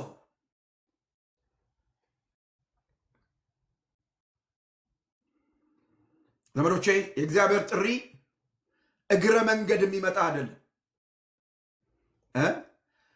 ከዳንክ በኋላ ያንንም ሞክረህ ሲደክምህ፣ ጉልበት ሲያልቅ፣ ጡረታ ስትወጣ የቤተ ክርስቲያን ሽማግሌ በመሆን የምትጀምረው አይደለም። ብራዘር እንደሱ አይደለም። በእውነት አይደለም። እንደሱ አይደለም። ሆን ብሎ እግዚአብሔር የሚያደርገው ነው። እግረ መንገድ አይደለም። በጳውሎስ ህይወት ሆን ተብሎ የተደረገ ነው፣ ከዘላለም ዘመን በፊት ታቅዶ። ስለዚህ ዛሬ የወንጌል አገልግሎት በድንገት በህይወታችን የሚከሰት አለመሆኑን ማወቅ አለብን። ታዲያስ በእግዚአብሔር ሉዓላዊነት ላይ መሰረት አድርጎ የወንጌል ሰባኪነት ወደኛ ይመጣል። እውነተኛ የወንጌል አገልግሎት ዘመዶቼ የሚጀምረው እግዚአብሔር ክርስቶስን በእኛ ለሌሎች ከመግለጡ በፊት፣ በደንብ ስሙኝ፣ እውነተኛ የወንጌል አገልግሎት የሚጀምረው እግዚአብሔር ክርስቶስን በእኛ ለሌሎች ከመግለጡ በፊት ክርስቶስን በእኛ ውስጥ በመግለጥ ነው። ይኸው ቅዱስ ጳውሎስ ያለው ይህን ነው። በጸጋው ጠራ ልጁን በእኔ ሁኔታ ሊገልጠው በወደደ ጊዜ። ክርስቶስ በእርሱ የማይገለጥ ክርስቶስን ገላጭ የሚሆን ሰው ጤና አይደለም ዘመዶች። በሌላ ቋንቋ ምን እያልከን ነው ካላችሁ፣ ህዝብን ከማገልገል በፊት በወንጌል መለወጥ ይቀድማል። ወንጌሉ ነክቶ ሊለውጠን ይገባል። የምንሰብከው ወንጌል፣ የምናስተምረው ወንጌል ሊለውጠን ይገባል። ሐዋርያው ቅዱስ ጳውሎስ ለውጦኛል ይላቸው። አያችሁት? የወንጌልን ንጽህና ለመጠበቅ ሐዋርያው ቅዱስ ጳውሎስ ያቀረበው ማስረጃ የእሱን መለወጥ ነው። ይሄው ፒውር የሆነው የእግዚአብሔር ወንጌል ማንም ሊሸፍጠው የማይችለው ምንም ያልተጨመረበት ክርስቶስን በማመን ብቻ ይዳናል የሚለው የእግዚአብሔር ወንጌል ይሄው እኔን ለውጧል። ማስረጃ ይሄው እኔ ነኝ ይላል ጳውሎስ። ጳውሎስ እንግዲህ የሰበከው ወንጌል ቅድም እንደነገርኳችሁ በጥሪ ላይ ተመስርቶ ነው የእግዚአብሔር ወንጌል የሰበከው። ጳውሎስ የሰበከው ወንጌል በሰው ይሁንታ ላይ የተመሰረተ አልነበረም። ይህንን ሐዋርያው ቅዱስ ጳውሎስ ቁጥር 17 እስከ 19 በደንብ አድርጎ አስቀምጧል። እንደዚህ ነው ይልና ከዛ ቀጥሎ እንዲህ ብሎ ይናገራል ጳውሎስ ይህንን ለማስረዳት ወደ ኢየሩሳሌም ወንጌል ለመስበክ አልሄድኩም ይላል፣ ወይም ወንጌል ለማሳየት አልሄድኩም ይላል፣ ወይም ወንጌልን ለመስበክ ፈቃድ ለመጠየቅ አልሄድኩም ይላል ሐዋርያው ቅዱስ ጳውሎስ። ለሶስት ዓመት ጳውሎስ ለሶስት ዓመት የቆየበት ቦታ አለው። ተመልከቱ የእግዚአብሔር ቃል እንደሚል ከዚያ ወዲያ ማነው ቁጥር 17 ከስጋና ከደም ጋር አልተማከርኩም በኋላ ከኔ በፊት ሐዋርያት ወደ ነበሩት ለምን እንደ ሕይወቴን ለውጦታል። እኔ ሌላ የሰው ማስረጃ ምን ያስፈልገኛል? እንደ ወንጌላቱ አልሄድኩም፣ ወደ ኢየሩሳሌም አልሄድኩም፣ ነገር ግን ወደ አረብ ሀገር ሄድኩ ይላል እና በዚያ ለ3 ዓመት እንደቆየ ይናገራል። ይሄ መጽሐፍ ቅዱስ ክፍል እዚህ ጋር ወደ አረብ ምድር ሄዶ ምን ሲያደርግ ቆይ የሚለው ላይ ብዙ ሊቃውንት ብዙ ነገር ይናገራሉ። ግን አብዛኛዎቹ የሚስማሙት ለወንጌል አገልግሎት ሲዘጋጅ ቆየ ነው የሚሉት። ለተገለጠለት ወንጌል የተገለጠውለትን ወንጌል ከራሱ ሕይወት ጋር ሲያጣጥም ሜዲቴት ሲያደርግ ቆየ። ስለዚህ የወንጌል ስብከት ዝግጅት ይጠይቃል ማለት ነው። የተገለጠልንን ወንጌል ለመስበክ የተገለጠልንን ወንጌል ለሌሎች ለማድረስ የሰዎች ይሁንታ ሳይሆን የሚያስፈልገን ከወንጌሉ ጋር መጣጣም ወይም ከወንጌሉ ጋር የምንገናኝበት ወንጌሉን የምናሰላስልበት ወንጌሉ ወደ ሕይወታችን ሰርጎ የሚገባበት ጊዜ ያስፈልገናል ማለት ነው። ሰኞ ድነን ቅዳሜ ወንጌል ሰባኪ ሆነን መውጣት በጣም ወንጀል ነው ዘመዶች፣ ብዙ ጥፋት ያመጣል። ሰኞ ድነን ቅዳሜ ውሃ ጥምቀት ተጠምቀን እሁድ መድረክ ላይ መገኘት በጣም ትክክል አይደለም ዘመዶች። በጣም ሐዋርያው ቅዱስ ጳውሎስ ለመስበክ ይላል ፈቃድ ለመጠየቅ ሐዋርያቱ ጋር ሄድኩ፣ ከዛ ይልቅ ወደ አረብ ምድር ሄድኩኝ። ከዛ ከ3 ዓመት ቆይታ በኋላ ወደ ኢየሩሳሌም ሄድኩ ይላል ጳውሎስ። ከሐዋርያቱ ምንም እንዳልተቀበለ እንዳላስተማሩት እንዳላሰለጠኑት ማስረጃ እየሰጠን ያለ በደንብ አድርጋችሁ ስሙ። ወደ ኢየሩሳሌም ሄድኩ። እዛ ሄጄ ጴጥሮስን ለ15 ቀን ብቻ ነው ያገኘሁት። ከጴጥሮስ ጋር ተገናኝተን ያሳለፍነው ጊዜ 15 ቀን ብቻ ነው። ከጴጥሮስ ጋር አብሬ ባሳለፍኩበት ጊዜ ያዕቆብን ብቻ ነው ያየው። ሌሎች ሐዋርያት አልነበሩም፣ አላገኘኋቸውም፣ አላየኋቸውም፣ የሉም ይላል። ምን ማለት ነው ያላችሁ እንደሆነ እየሰበኩት ያለሁት ወንጌል የሁለተኛ ወገን እጅ የለበትም። እንደተገለጠልኝ ነው ያለው። የሁለተኛ ወገን እጅ የለበትም። እነዚህ ሐሰት አስተማሪዎችስ ይዘውት የመጡት የሁለተኛ ሰው እጅ አለበት። ክርስቶስ ከዛ ሲደመር ከየት አመጡት? ከአይሁድ መምህራን የለበትም። የትኛው ሐዋርያ ጳውሎስን አላሰለጠነውም፣ አላስተማረው።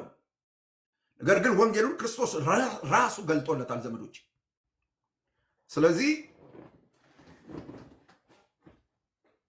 ከዚህ ከሐዋርያው ቅዱስ ጳውሎስ የህይወት ስርዓት ምን እንማር ብለን ብንጠይቅ እግዚአብሔር እኛ እንድናደርግለት ለጠራን ጥሪ ቲፎዞ ፍለጋ መንከራተት የለብንም።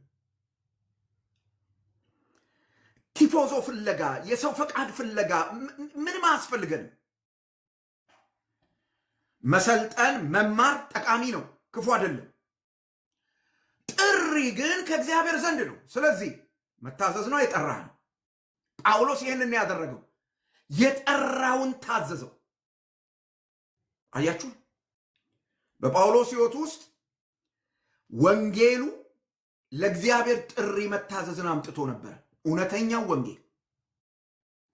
ወንጌል ጳውሎስ የወንጌልን ንጽሕና ለመጠበቅ ጥሪውንም ማስረጃ አድርጎ ያቀርባል። በመጨረሻ ማነሳው ጳውሎስ የሰበከው ወንጌል እግዚአብሔርን የሚያከብር ሕይወት ይፈጥራል።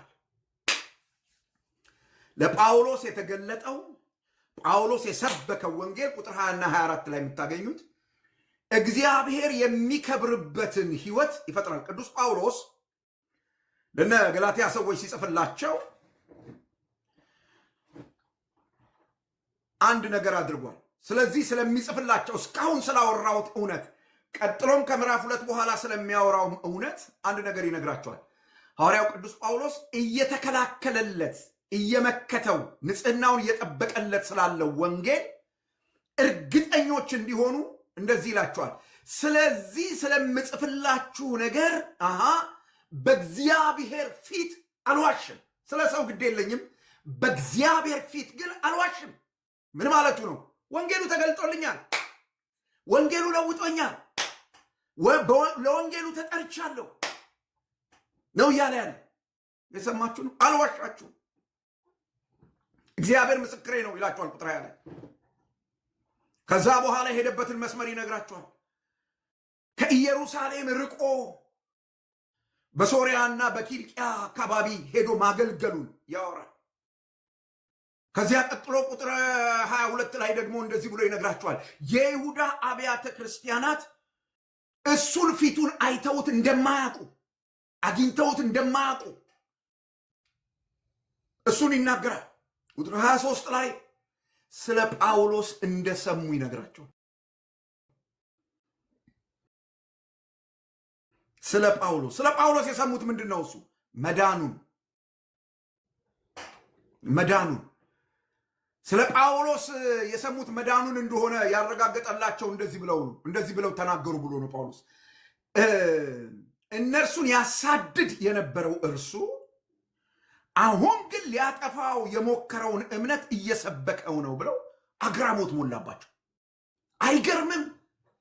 እኛን ሲያሳድድ የነበረ ሰውዬ፣ እኛን ሲቃወም የነበረ ሰውዬ አሁን እሱ ዋነኛው ሰባኪ ከሆነ ብለው ይገረሙ ነበር። በመገረም ብቻ አልቆሙም። የጳውሎስን ሕይወት ወንጌል ስለነካው እነዚህን ሁሉ እውነቶች ያነሳና አንድ ነገር ይነግራቸዋል። በዚህ ምክንያት እግዚአብሔርን አከበሩ ይላል። ወንድሜ፣ በአንተ ምክንያት በሰፈር እግዚአብሔር ምን እየተባለ ነው? በእኔ ምክንያት ምን እየተባለ ነው? በአንቺ ምክንያት ምን እየተባለ ነው? ቁጥር 24 ተመልከቱ ምን እንደሚል። ስለ እኔም እግዚአብሔርን ያከብሩ ነበር ይላል። ስለ እኔም እግዚአብሔርን ያከብሩ ነበር ይላል።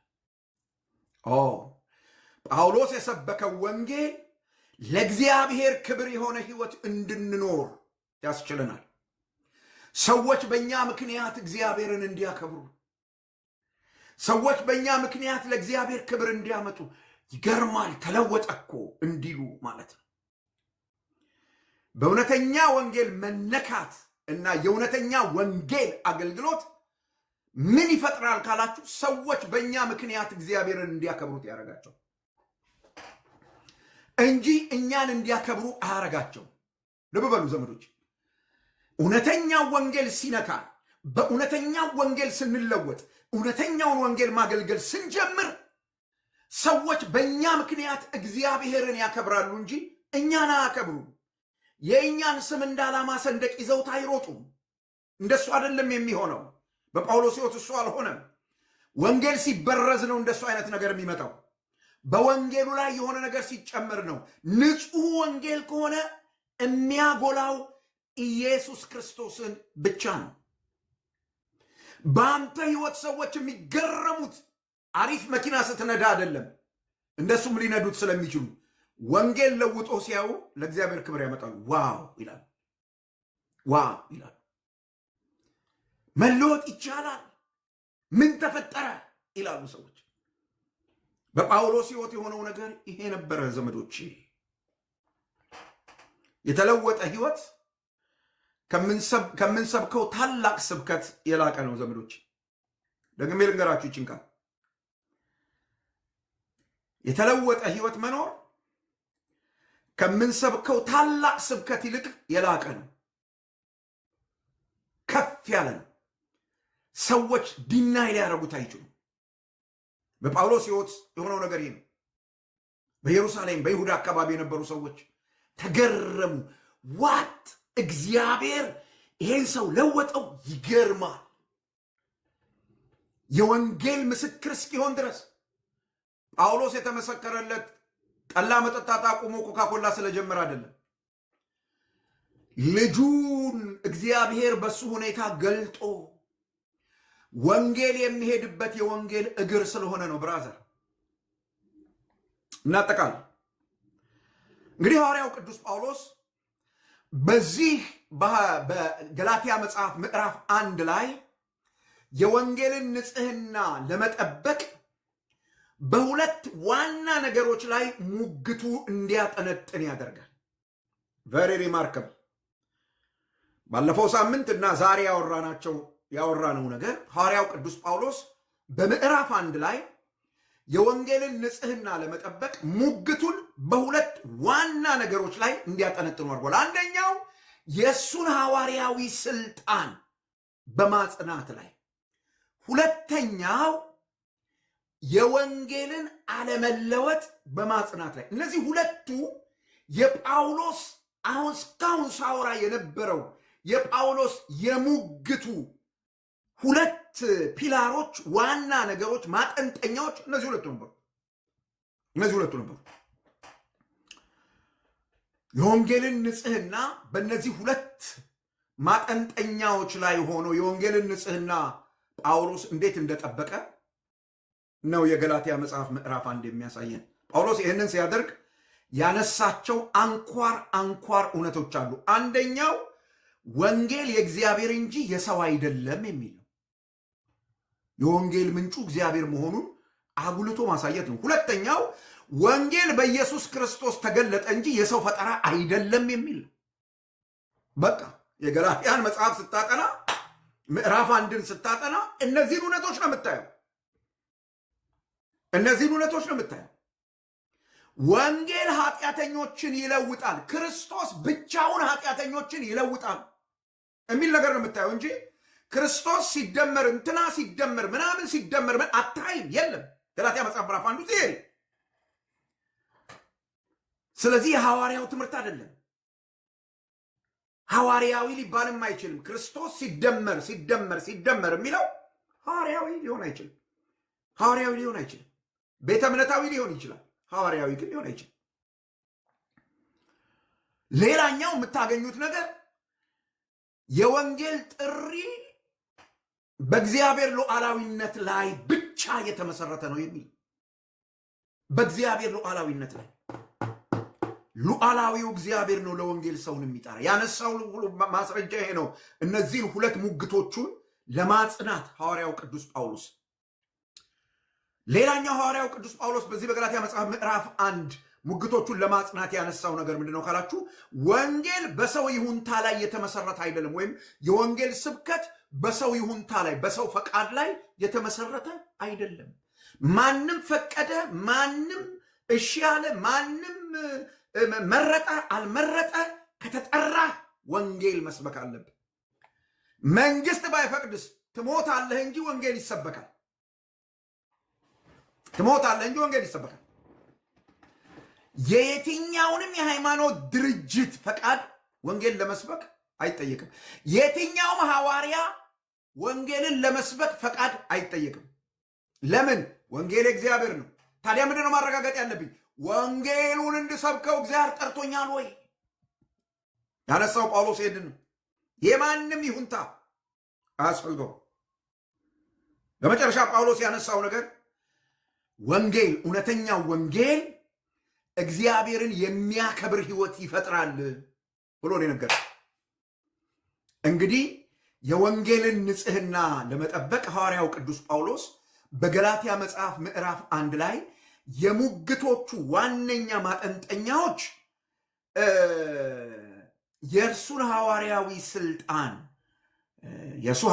ስልጣንና የወንጌል አለመለወጥ ነው። እነዚህ ሁለቱ ነገሮች ዋነኛ ፒላሮች ናቸው። አሁን የዘረዘርኳቸው 6 ወይም 7 የሚያህሉ የሙግት ማስረጃዎች ደግሞ እነዚህን ሁለት ዋና ነገሮች ለማጽናት ያቀረባቸው ማስረጃዎች ናቸው። ገላትያ መጽሐፍ ምዕራፍ 1 ይሄንን ይናገራል። በዚህ ልክ ዘመዶቼ የእግዚአብሔርን ቃል እውነት በመረዳት ለወንጌል መኖር እንድንችል እግዚአብሔር ጸጋን ምሕረትንና ኃይልን ያልብሰን። ጌታ ይባርካችሁ። ጨረስኩ። ምናልባት ወንድሞች የምትናገሩት ነገር ካለ ልትናገሩ ትችላላችሁ። ነገር ግን እስካሁን ሳወራ በነበረው ነገር ላይ ክላሪቲ ይፈልጋለሁ። ጥያቄ አለ። ጥያቄና ጭቅጭቅን ለዩ። ጥያቄና ሙግትን ለዩ። ጥያቄ ትጠይቃላችሁ፣ መልስ እሰጣለሁ። አበቃ።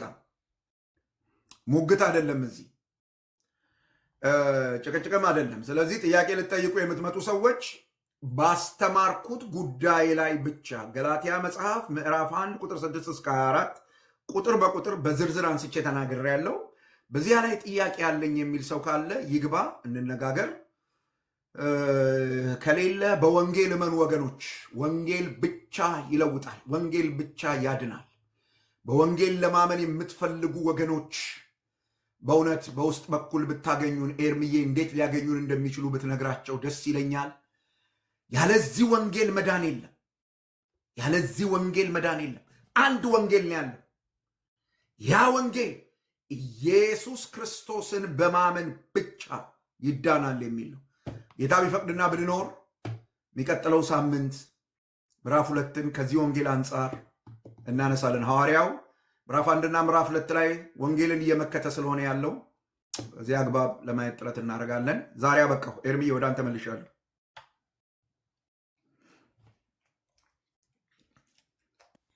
ፓስተር የአንድ ቁጥር የሚጽፍ ልጅ አለና ሜቢ ጥያቄ ካለው አስገቧቸው እና ኤርሚያ ነው። ኦኬ ኤርሚዬ ወይ ቢኒ ሳውት እኔ እንትን የለኝም፣ ማስገቢያ አክሰስ የለኝም።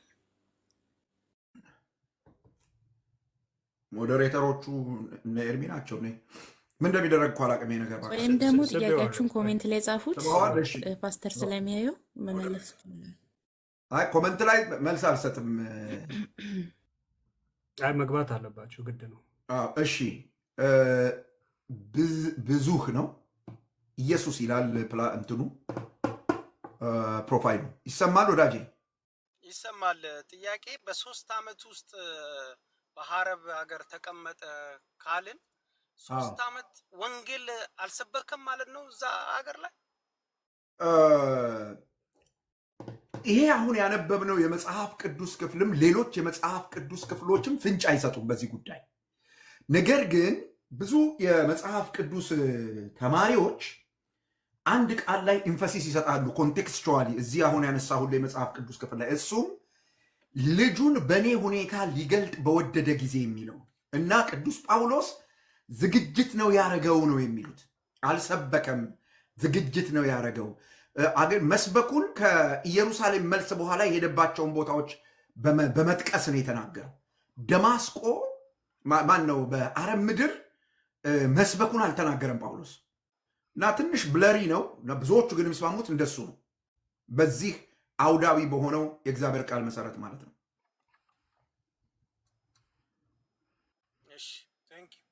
ዩ ዌልካም ወዳጄ። ለሌላ ሰው ቦታ ተሰጥ ድል ትሰጣለህ ወንድሜ። አውርዱኝ ፕሊዝ ቢኒ አውርደኝ። በጣም ቴንኪው ወንድሜ፣ እግዚአብሔር ይስጥልኝ። አሜን።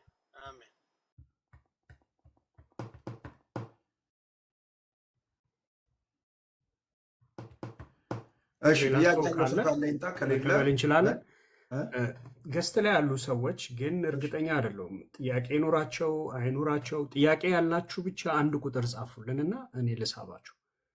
አሁን ለጥያቄ ይሁን ለምን ይሁን አላውቅም። ገስት ላይ ያላችሁ አንድ ቁጥር ጻፉ። ኮሜንት ሴክሽን ላይ ጥያቄ ከጻፋችሁ አይመለስም፣ አልመልስም። እዛ ላይ አልመልስም። እሱን ለማንበብ በጣም ጊዜ ስለሚወስድ እሱ እዛ ላይ ዝም ብሎ ልትርክም ማውራት ተገቢ አይደለም። በቁም ነገር የሰማችሁት ነገር ኖሮ ጥያቄ የሆነባችሁ ነገር ካለ ዌልካም። እዚህ እንግዶቹ መካከል እዚህ እንትን ውስጥ ያላችሁ ሰዎችም ልጠይቁ የምትፈልጉት ነገር ካለ አሁን ባወራነው ነገር አቅጣጫ ልጠይቁ ትችላላችሁ። ታሪኩ ያው ለመናገር ሳይሆን አፕሪሺየት ላድርግና ለሌሎቹ ምናልባት ቦታ መልቀቅ እፈልጋለሁ። በጣም እግዚአብሔር አብዝቶ ይባርክ። ሪሊ በጣም መሰረታዊና እውነት የሆነ ነገር ነው የተማርነው። ሪሊ ከሰማነው እውነት የተነሳ ለብዙዎች መዳን ይሆናል ብዬ በጣም አምናለሁ። ምክንያቱም የወንጌልን ንጽሕና ለመጠበቅ ጳውሎስ ያደረገውንና ያለፈበትን የተናገረውን ነገር መረዳት ለእኛ ለአገልጋዮች በአሁን ዘመን ላለን እኔም ሁሌ የምጨውበት ጉዳይ ስለሆነ ማለት ነው። በአሁን ዘመን ላለን ልንሰብከው፣ ልንናገረው፣ ልናስተላልፈው የተገባ ወንጌል ኢየሱስ ክርስቶስ ነው። ምንም ልንሸቃቅጥበት ልንጨምርበት የሚያስፈልግ አይደለም። ብቻውን ወንጌል ስለሚያድን ማለት ነው። እና የገላትያ ሰዎች ላይ የነበረው ችግር አሁንም በእኛ ዘመን ላይ የለም ወይ ከተባለ በደንብ አለ። ለዚህ ነው ጳውሎስም እዛው ላይ ሲናገር የማታስተውሉ የገላትያ ሰዎች ወይ ክርስቶስ በፊታችሁ እንደተሰቀለ ሆነው ተስሎ ነበር፣ ለእውነቱ እንዳትታዘዙ አዚም ያደረገባችሁ ማን ነው ብሎ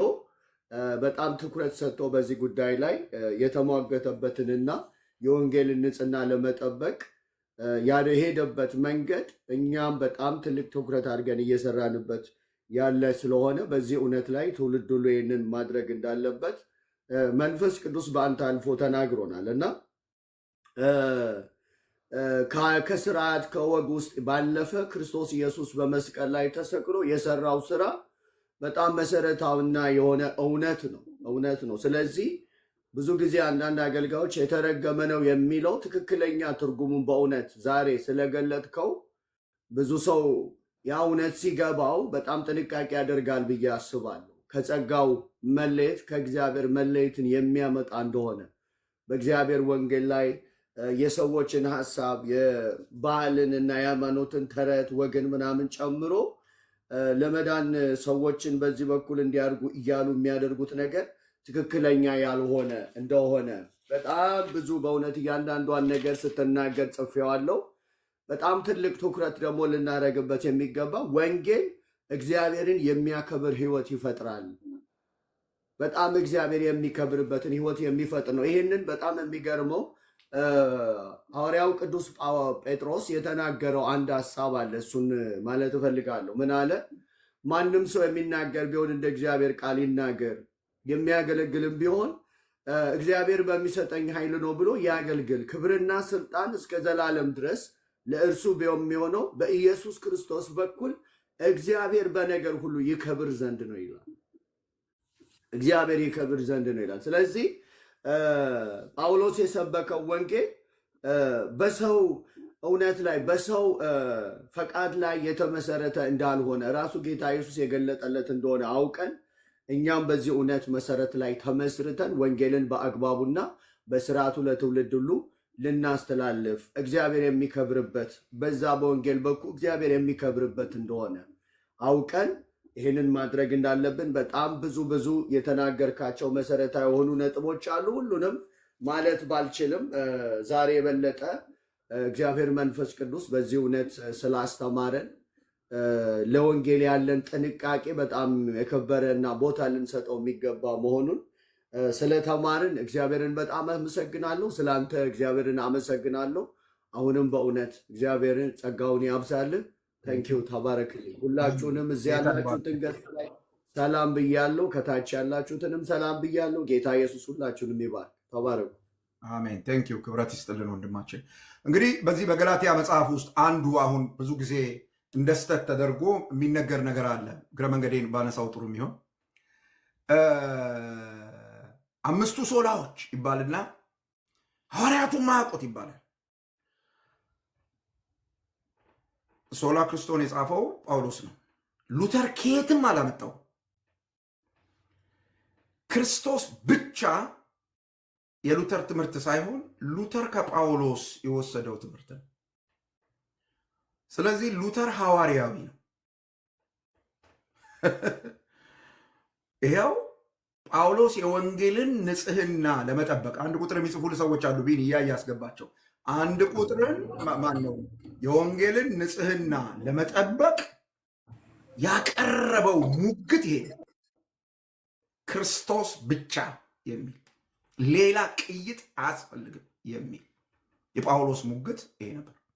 ስለዚህ ክርስቶስ ብቻ የሚለው ነገር እንደ ስህተት ተደርጎ የሚቀርብበት አግባብ ይህ መጽሐፍ ቅዱሳዊ ነው ማለት ነው።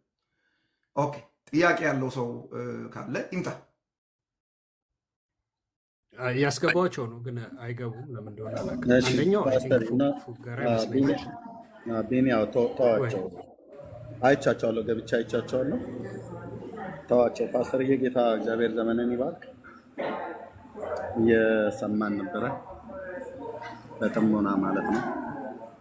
ጌታ እግዚአብሔር ዘመንን ይባርክ። ፓስተሬም እየሰማህ ነበረ። አሁን አብረን ያለነው አንድ ቦታ ቀጠሮ ነበረ። ይኸው ሰላም ይበላችሁ። ሰላም ፓስተር፣ እንዴት ናችሁላችሁ? ጌታ ይባረክ። በጣም ሰላም ነኝ። ጌታ ኢየሱስ ይባርክም። እየሰማው ነበር።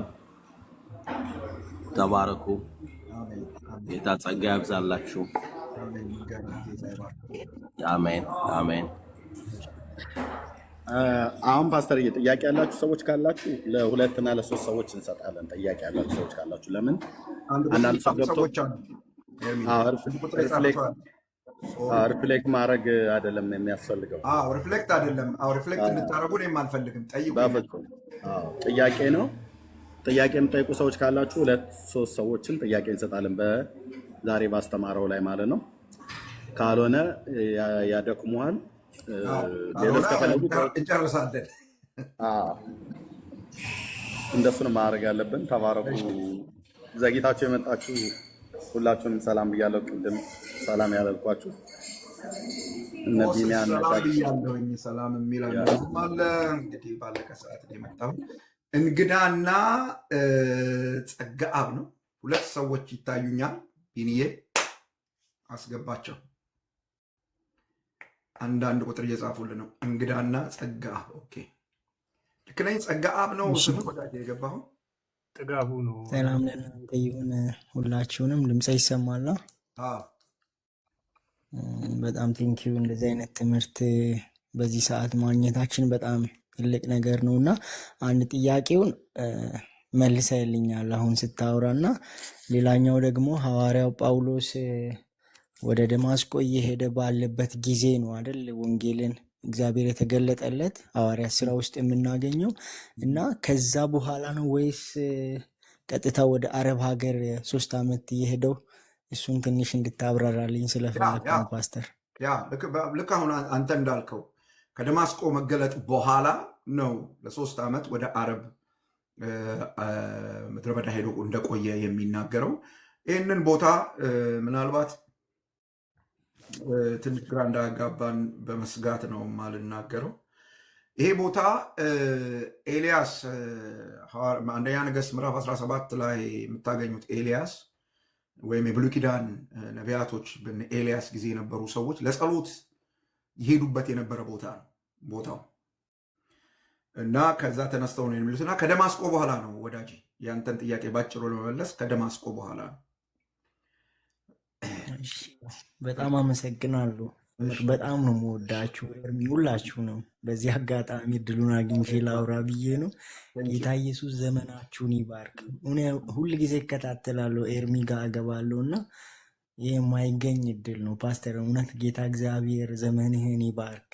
አሜን አሜን። አመሰግናለሁ ሁላችሁንም ገብቼ እንዲጠይቅ ስለረዳችሁ ቴንኪው በጣም ተባረክልን። ቴንኪው። እሺ ሌላ ሰው ካለ ጥያቄ ያለው?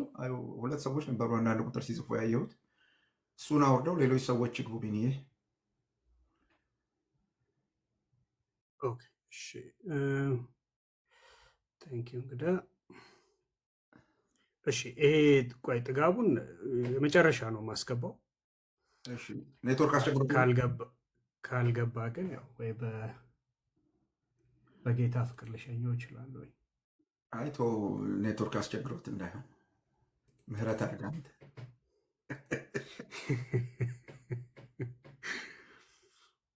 እሺ ጥጋቡ አሁንም ልኬልሃለሁ። አይ አንዳንድ ጊዜ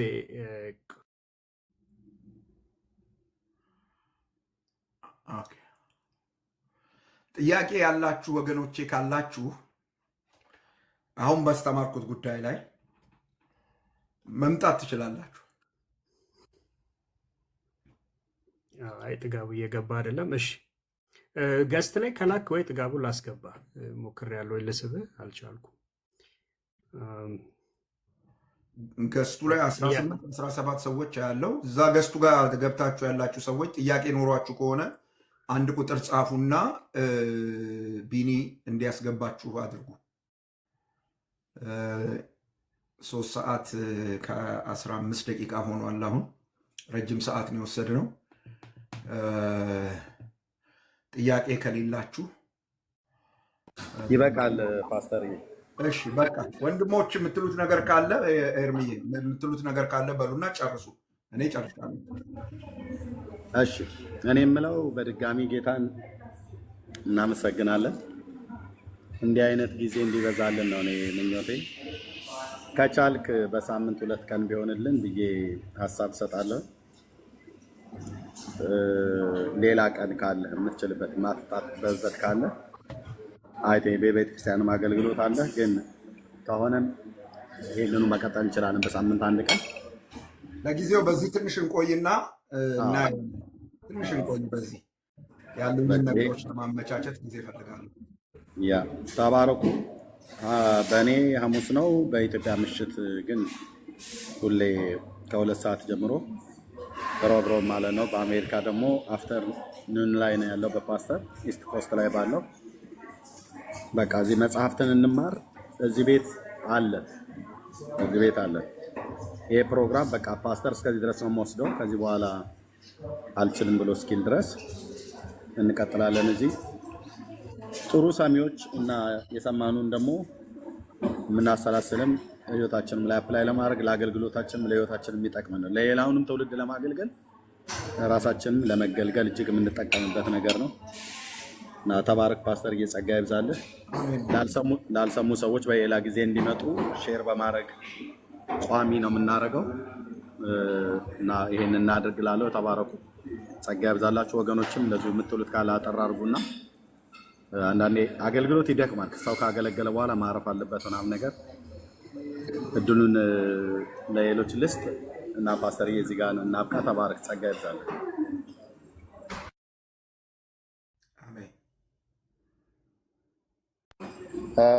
ወንድሞች የምትሉት ካለ ኒና፣ ቢኒ ምናምን ነገር፣ ዳጊ፣ ብሩኬ፣ መሲ። እሺ አይ በቃ ፓስተር ወይ ወንድሜ በቃ ሌትስ ራፕ አፕ እናድርገው። ግን በቃ ሜሴጁ መቼም አይቀየርም አይደል? የፈለገ መጽሐፍ ስናጠና ገላትያ ነን፣ ምንም ሜሴጁ አንድና አንድ ነው። መዳን በክርስቶስ ብቻ ነው የሚል ሴንትራል ሀሳብ ሆኖ ከሱ ውጭ ያሉ ሌላ ትምህርቶችን ሁሉ ጳውሎስ ዲፌንድ ክርስቶስ ትምህርት የሉተር ትምህርት ተፈጠረው። ጳውሎስ ክርስቶስ ብቻ የሚለው ትምህርት ንጹህ ወንጌል ነው። ክርስቶስ ሲደመር የሚለው ሐዋርያው ቅዱስ ጳውሎስ እንዳለ የተበረዘ ሌላ ወንጌል ነው። አያድንም። ዳግዬ ድምፅህን መስማት ከተቻለ አሰማን።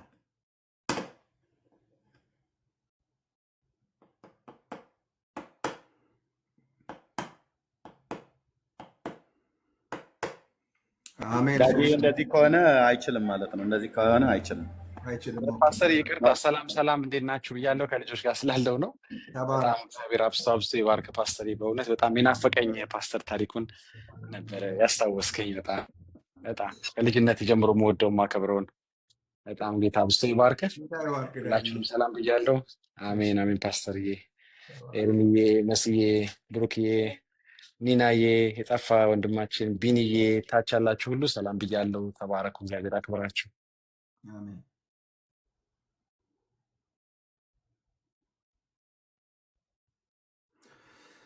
ኦኬ፣ ጌታ ኢየሱስ ይባርካችሁ። እንግዲህ የጌታ ጸጋና ሰላም ከሁላችሁ ጋር ይሁን።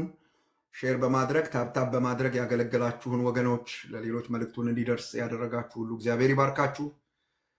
ገስት ውስጥ በመቀመጥ እና ይህን ስራ በመስራት ያገለገላችሁ ወንድሞች ሁሉ እግዚአብሔር አምላክ ዘመናችሁን ይባርክ። ጌታ ቢፈቅድና ብንኖር ምዕራፍ 2ን የሚቀጥለው ሳምንት እናነሳለን እና እንቀጥላለን። አብረን